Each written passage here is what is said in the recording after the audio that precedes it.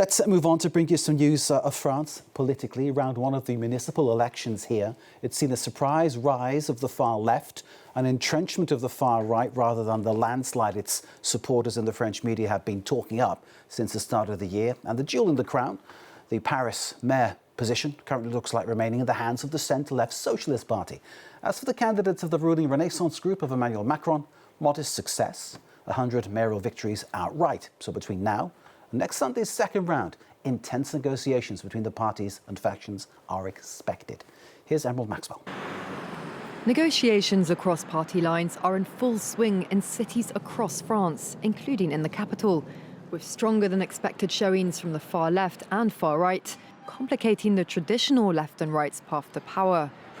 Right-wing candidate Rachida Dati has reached out to centre-right hopeful Pierre-Yves Bournazel, who has said he will only accept a runoff alliance if she rules out making any with the far-right's Sarah Knafo.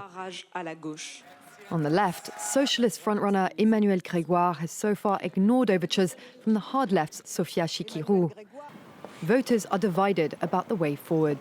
I hope the socialist candidate will agree to an alliance with France and Baud, because I'm worried that Rachida Dati might get through.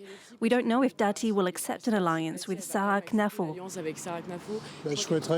Personally speaking, I'd like to see an agreement between Bournazel, Dati and Knafo, but I'm not sure that's going to happen.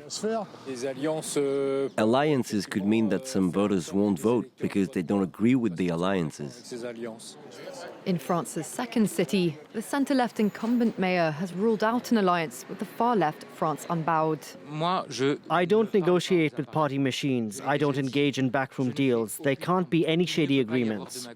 Instead, Benoît Payan called on the far left to withdraw, thereby improving his chances against the National Rally's Franck Alizio, with whom he's neck and neck. Determined not to lose a once unthinkable shot at power for the far-right party in Marseille, Alizio has reached out to the right-wing candidate Martine Vassal, who came third.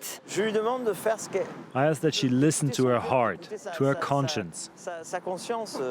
The traditional right's choice is whether to maintain a cordon sanitaire around the far right at the risk of defeat or seek partnership with it. Although alliances on the left have begun to take shape, like in Lille, the centre-left faces a similar dilemma in partnering with France Unbowed, given its alleged ties to the killing of far-right activist Quentin de Ranc and allegations of anti-Semitism. Interesting week in store. Let's get some analysis. Joining us live from Lancaster in northwest England, Renaud Foucart, Senior Lecturer in Economics at Lancaster University. Renaud, as always, pleasure to have you with us. What kind of a week are you expecting here in France? A very busy local week. Because I think the main perhaps surprise for the outside world of this election is that, unlike in England, for instance, this is not at all something that has any meaningful national interpretation. And I think the main reason is that Emmanuel Macron is alone in his tower as president, but there is basically no one who is really defending his government or his presidential mandate here. So there is no meaningful way to vote against the power or against the establishment.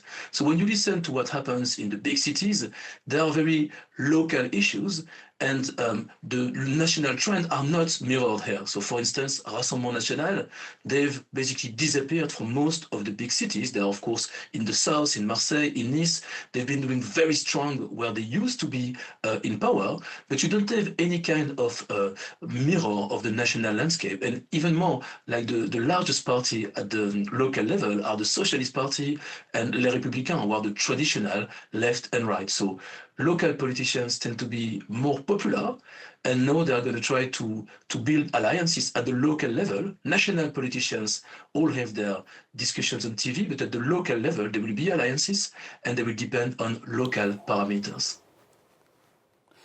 Renaud, in some way, is this election a kind of bellwether, a kind of litmus test, to coin a phrase, for what might happen in the presidential election in 2027? People who are jockeying for position in the presidential election, they need to perform very well in local election. So, for instance, Edouard Philippe, who is at the moment still the frontrunner for the center-right, he was running in Le Havre, and Le Havre is not a very rich city. It's a place where you need to show you can engage with real people, and he was not in a very good position in the polls, and actually he performed very well yesterday. So this is the kind of thing for national politics that matter.